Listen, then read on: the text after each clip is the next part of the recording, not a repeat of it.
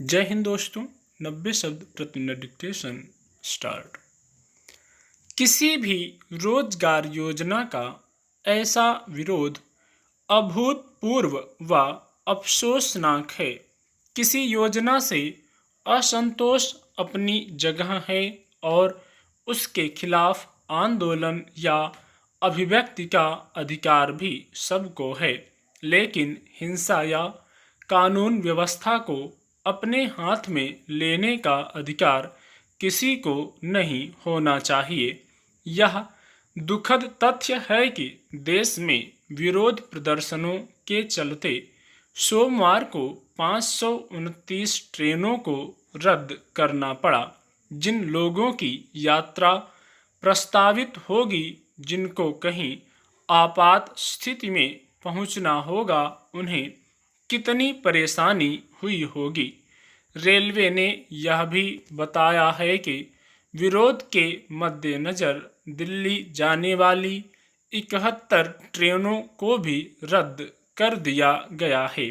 खासतौर पर पश्चिमी रेलवे जोन का बहुत बुरा हाल है।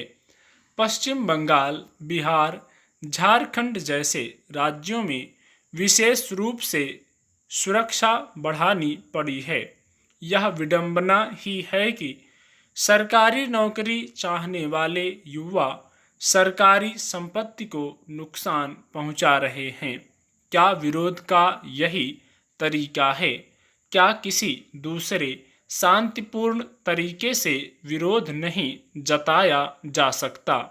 हालांकि यह भी अफसोस की बात है कि ऐसे हिंसक विरोध प्रदर्शन के पक्ष में किसी भी पार्टी को क्यों शामिल होना चाहिए। पूरे देश में इस मामले पर स्वाभाविक ही सियासत तेज हो गई है। ध्यान रहे, प्रधानमंत्री नरेंद्र मोदी ने इशारों में ही कहा है कि कुछ फैसले और सुधार भले ही शुरुआत में खराब लगते हैं, लेकिन लंबे वक्त में उनसे देश को फायदा होता है। अतः वास्तव में युवाओं को विश्वास में लेने के लिए फायदे गिनाने की जरूरत है। अगर युवाओं को बरगलाया जा रहा है तो उन्हें रास्ते पर लाने की जिम्मेदारी सरकार को लेनी चाहिए।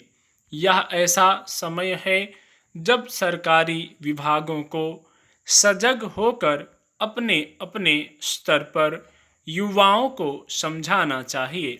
जिन राज्यों में हिंसा हो रही है, उनकी सरकारों को कमर कस लेनी चाहिए ताकि जल्दी से जल्दी सामान्य जनजीवन बहाल हो।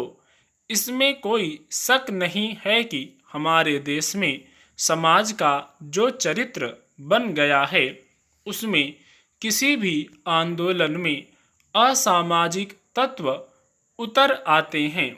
एकाधिक प्रमाण सरकार के हाथे लगे हैं। रविवार को सरकार ने फर्जी खबरें चलाने वाले 35 व्हाट्सएप समूहों पर पाबंदी लगाई है। ट्रेन पर पथराव करने व आगजनी के आरोपी युवाओं को गिरफ्तार करना पड़ रहा है। दरअसल जब कोई हिंसा करता है, तब वह आम लोगों की सहज सहानुभूति को गंवा देता है।